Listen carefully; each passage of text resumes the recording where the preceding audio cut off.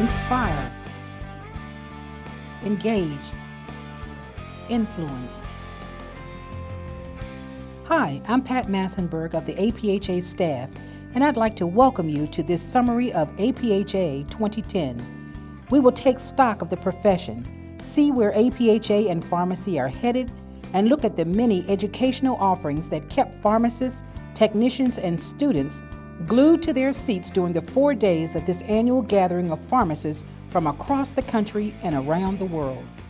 Well, here we are, APhA 2010, and the question I have for everybody is what inspires you, what gets you engaged, and what influence do you think you have? Let's find out. So the theme of the meeting is inspire, engage, and influence. So I would love for you to give me your take on that. As a pharmacist, what inspires you? What inspires me is to be able to use the skills and the talent, the ability that we have, to be able to talk with people like you as a customer, as a patient, and say, you know what, how can I help you?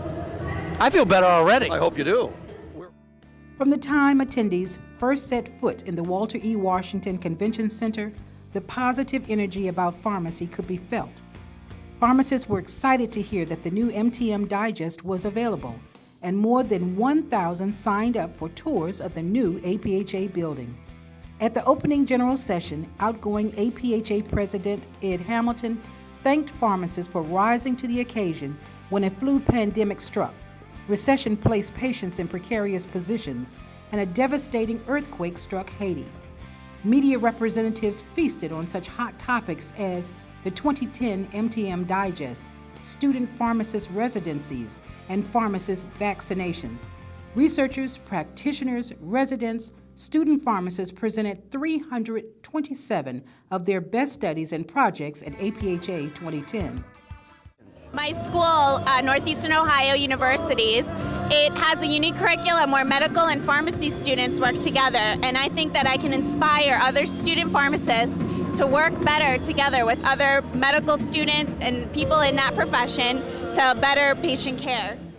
Taking the reins as APhA's new president was Harold Godwin of the University of Kansas and the University of Kansas Hospital. We have made great strides, but we must continue to advance our goals in policy, advocacy, MTM, and public health. Your needs, your dreams will drive us to do that. The only deliberative body that brings together every part of pharmacy, the APhA House of Delegates, debated and approved several important policies critical to the future of the profession: pharmacogenomics and personalized medicine, e-prescribing standards, and personal health records. Several new business items introduced during this year's House prompted delegates to debate issues of current importance. With so much going on at APhA 2010, did anyone have time for continuing education? The answer was decidedly yes, as educational sessions and certificate training programs were filled to capacity from Friday morning till Monday afternoon. In the exhibit hall, companies informed members about their latest innovations, from new pharmaceutical products to medical devices, from automated dispensing systems to MTM tools. All were on display at APhA 2010. I am the brand new dean of the Philadelphia College of Pharmacy. Congratulations. Thank you. I think the influence is one of leading both in a very direct fashion and also in a subtle fashion. And I think it really, you get to affect the future of pharmacy because our students, when they graduate, they'll have 40 years of pharmacy practice ahead of them. Operation Immunization, Project Chance, Operation Diabetes. Those are just some of the successes of the APhA Academy of Student Pharmacists that were celebrated during APhA 2010. Outgoing President Adrian Irwin and incoming leader Stephen Zona made sure that APhA 2010 was a memorable experience for all the pharmacists in training who attended. And for students from the University of California at San Francisco, this was definitely a meeting to remember, as their dean, Mary Ann Coda Kimball, received the Remington Honor Medal. I'm thrilled to be awarded the Remington Honor Medal.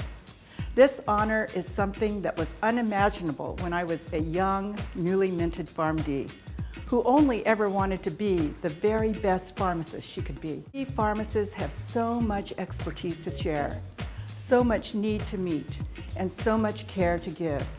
You and I know that the work of our profession is even more pressing today. You get more energy the more you hang around the people with APhA, because there is so much passion. It oozes pharmacy. I call it Pharmapalooza. Wow, Pharmapalooza. High five on that one.